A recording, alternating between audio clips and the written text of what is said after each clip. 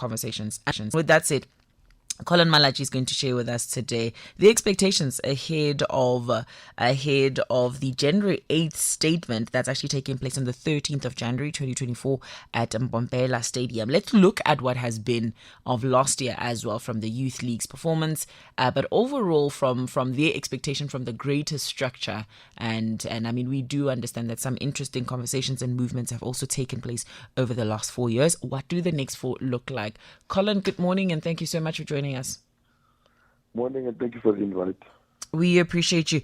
Collen, let's start perhaps with it's a very interesting year ahead. It is election season, but let's perhaps start with the year that was last year in terms of some of the highlights that you really would like to zoom into and the achievements that were done from one ANC Youth League perspective, but two from the greater structure support into the Youth League.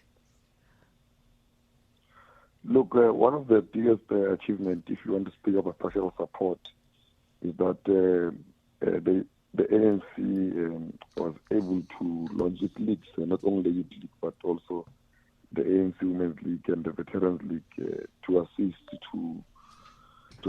with the Youth League to be a body of opinion on the ANC, which is a role that the Youth League has been playing for the past 8 years.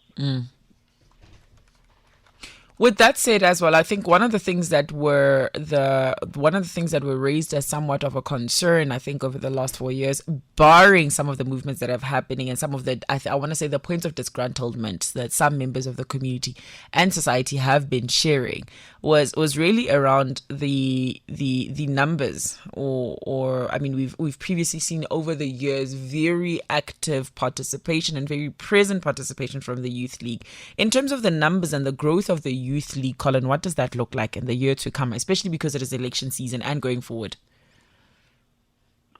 Look, the Youth League comes back at a very difficult time where there is a high level of unemployment of the youth. A lot of young people are involved in criminal activities due to that, and a lot of young people are involved in drugs and many other issues. Now, every time there's lack of leadership or hope by the youth, they tend to be redirected to other socio-economic challenges that are facing the country.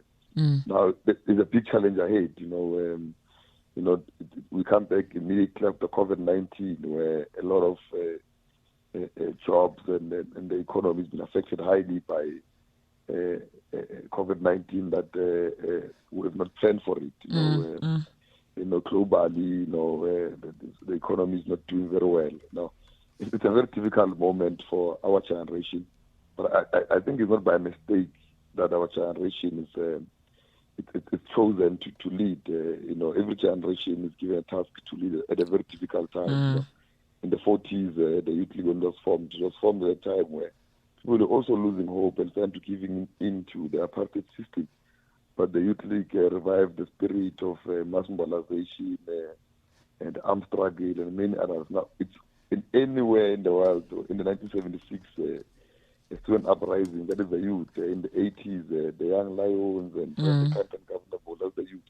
It has always been the intervention of the youth every time there's a problem in the country. And I think we are ready for the task to resolve all the socio-economic challenges at this difficult time. And when the youth realize that the Youth League is doing that, they shall follow and support the biggest youth organization in Africa.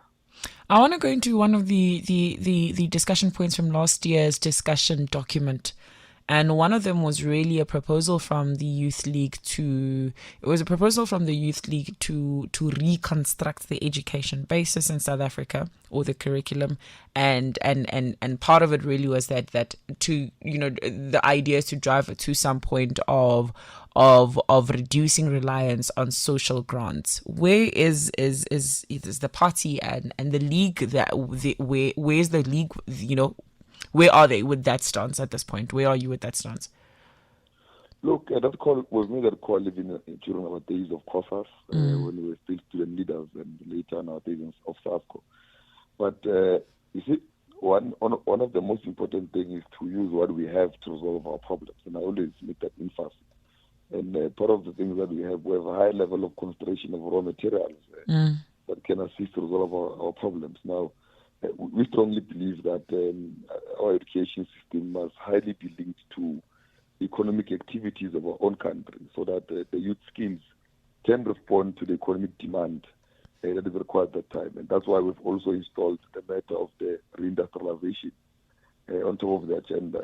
We believe that we must put export quotas, and we've made emphasis also that not more than 70% of raw materials must leave the country, so that the youth can be able to be actively involved in the primary and the second and tertiary economy of their own country. Now, when you do that, you are industrialization, you're opening the factories. Now, the education system must respond to all of those things. You build what you call economic corridors. In rural areas like in Mpumalanga, Limpopo, and many other parts of the country that are mainly strong on agriculture. All high schools in those areas must be able to have a compulsory agriculture subject that includes the agri-processing and many other sectors to that. In mining towns, you need to have clear mining subjects that deals with the issue of mining. Now, the moment there's economic corridors that respond to economic demands in those areas, you'll be able to resolve also problems of unemployment. Now, and with that said as well, I mean, it's quite interesting that, not quite interesting, but I think it's also commendable at the back of what you're stating in terms of the Youth League. At this point is in existence at quite a difficult time, and the January 8th statement for this year is also coming 6 months at the back of the league having convened a conference that hadn't happened in 8 years. In the last 6 months, what would you say that are your, and leading to then Wednesday, or the 13th rather, what are your expectations from the January 8th statement in support and in pillar with the discussion document and the policy resolutions that you had presented as at June last year? I'm sure you'll agree that since our election in office, we've been a busy ANC league. We've been everywhere, every day. We've never taken a holiday. We've been working to make sure that we revive that voice of opinion in the ANC. I think on top of the agenda, one is that the corridors of the reindustrialization as the main object program, the export quotas, which is say no more than 70% of raw materials must leave the country. We're speaking about TVET colleges becoming the first choice of students from high school, and those TVET colleges must be utilized as a tool to transfer technical skills to the youth, the skills that respond to all of those problems. We're speaking about access to higher education must no longer be a subject only of NEFSAS. It must be a compulsory responsibility, and we must acknowledge that to invest more budget in early childhood development. I know that the ANC government has agreed a long time ago that grade R must become compulsory and be given to all schools. It has never happened, now it's in from grade R into tertiary as a compulsory. We're saying that the compulsory must be extended to at least a first qualification, whether a diploma or a degree or an LP level 5 qualification. Any post-matric qualification must be made compulsory. Now, those are things that are on top of that. On top of that, we're saying that issues of drugs and crime, illegal foreigners is the biggest problem we're facing the country now. We're saying that we need to emphasize the cleaning out of illegal foreigners in the country, clean our towns, and reclaim hijacked buildings must be utilized to build workshops. There must be activities everywhere. Every young person must work. We've made a call also in our 79th anniversary that there must be a graduate grants, basic grants. We've made that call. Grants for unemployed youth. We've made that call. And also those youth, it's not just a giveaway. Those grants must be linked to activities in communities, whether it's according to qualifications. Now, everyone must just be busy in this country, and we believe that can assist us to resolve many of our problems that are faced with gender-based violence on top of the biggest problem we're faced with. That we believe that must be made priority and must be addressed like any other program that affects women and children in South Africa. Now, this is also happening at quite an. I mean, there's been further interesting development in terms of essentially, umkhonto wesizwe being raised as a party and a possible option. And it's understandable that, previously there has been a decent number of members of either the Youth League or the ANC structure in itself who are of support of sentiments, as well as the leadership of the former President Jacob Zuma, as well as of the structure that is Umkhonto weSizwe and what it has historically stood for in South Africa. Does this pose any sort of concern towards the anticipations of growth and strategy for the Youth League? Look, one is shocked of the formation of many small parties. I think the former president of the ANC, President Thabo Mbeki, in 2004, in his article, has long acknowledged on ANC today that the enemy has identified that you can no longer kill the ANC from outside with other parties. You really have to eat it piece by piece from inside. And the only way to do that is to use leaders that are known as ANC leaders to form small Lanyana political parties to take for them the ANC. And also not to change the narrative, to speak the same language as the ANC so to confuse society. But the ANC is ready for that. And yes, we are not ignorant of the fact that these small parties take from the ANC. But we know the program is to make sure that you put the ANC below 50% and delay our policy programs. So we've been moving radically with policies that has to do with resolving high level of inequalities. You've got many parties that are speaking against the affirmative action, that are speaking against the BE, including the DN Action SA. There's a clear program to reverse the gains of freedom. Now, we're saying that we need to stand up, all of us, to defend the gains of freedom, because a lot of people are still benefiting fully from policies of the ANC, because policies of the ANC acknowledges the injustice of the past. Now, those are problems that we're dealing with on a day-to-day basis, and we believe that those small parties will be defeated because the manifesto of the ANC will address all socio-economic challenges that are facing our people. And talking about policies of the ANC, one of the policies of the ANC was ensuring that there's adequate funding. And I say this with obviously with the risk of being fetched and battered, and in terms of the what do you call the policy towards ensuring that higher education is funded or decently subsidized. And there are other structures such as NAFSAS that are birthed out of said policies.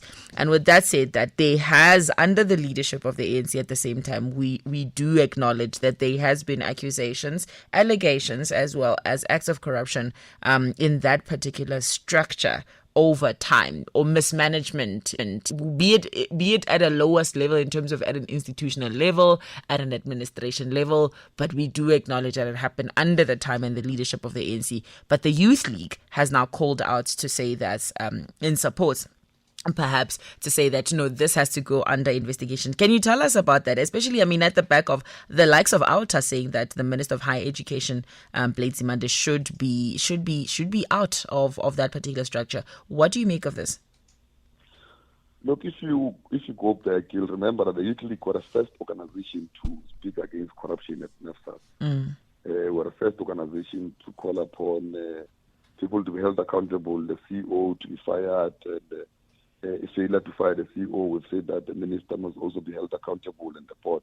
We are the first to say that before ALTA and all of these organizations that are making noise. But we know very well that the corruption is the enemy of any progress, and we believe that any good work that the ANC is trying to do, in most cases, is affected by human beings that we have sent to deliver these services. They end up thinking that it's a free for all for them and their families and friends to take. And it doesn't only happen in South Africa, it happens everywhere else when people start to become selfish and thinking everything is about them at the expense of the people. And we're clear on that we need not to tolerate corruption, and the Youth League is an ambassador against corruption. Now, we're saying they must be investigated, those who are implicated, and if they are found found wanting, they must be charged. And when they are charged, you know very well, the police of the ANC, that those who are members of the ANC must step aside from their responsibilities. Those who are not, in most cases,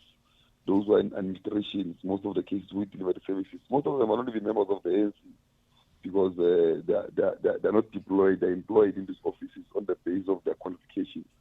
Now, those are issues that we're dealing with on a day-to-day basis, but we're saying that the action must be taken against everyone who is seen to be stealing from the poor of the poorest.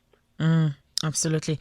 Now, we've spoken about the successes. We've spoken about your anticipations. We've spoken about your expectations from the January 8th statement. Let's maybe tap into the part where we acknowledge areas of development. I'm not going to call them failures, Collen, in the last, and I mean, obviously understanding that the restructure has been happening over a very short period. The conference was convened about 6 months ago, and obviously, the reorganization is also constantly happening. Some of the areas of development that you are seeing from internally from the structure, what would those be?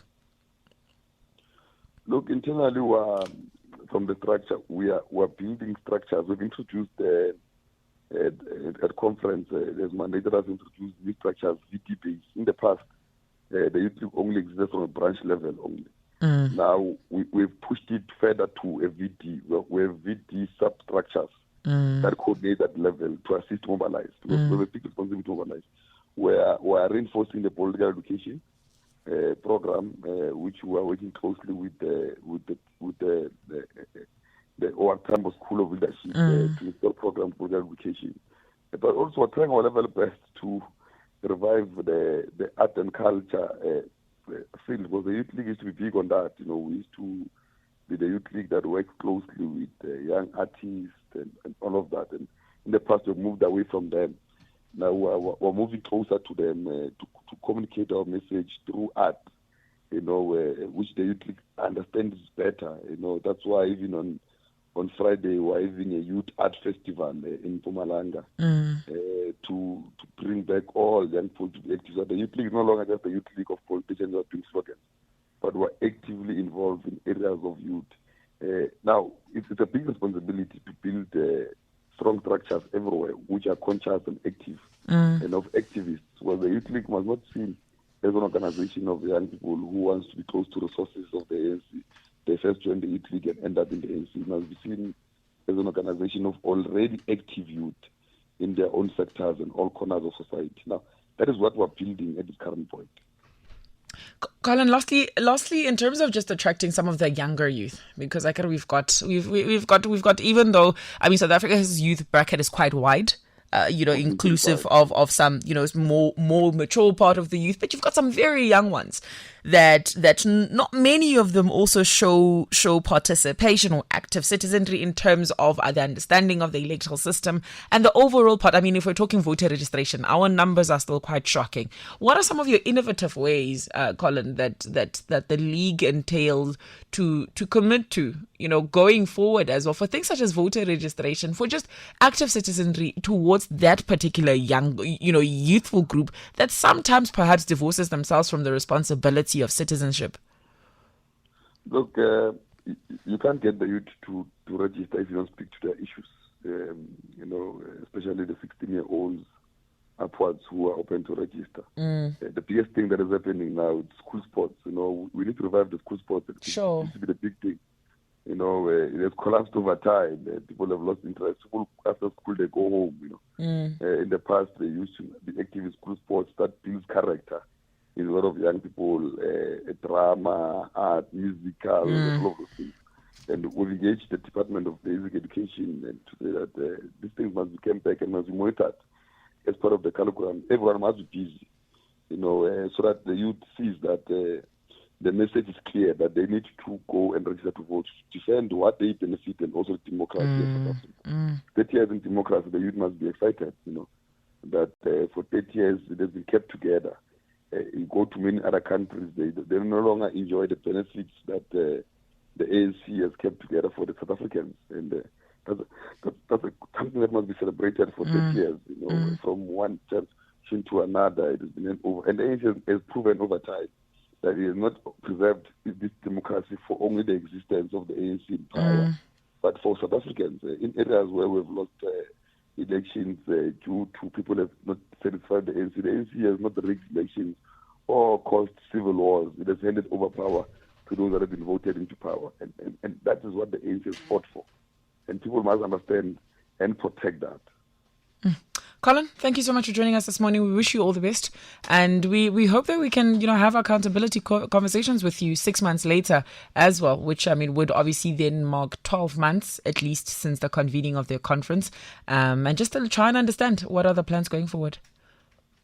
Thank you for the invite. I'll be ready 6 months later to fully account. Thank you. On the achievement. We appreciate that. That's Collen Malatji, who is the ANC Youth League president. Collen is saying, listen, we've come back full steam. We want to grow. We want to do better. We are aware of the youth issues. We are aware of the issues in totality.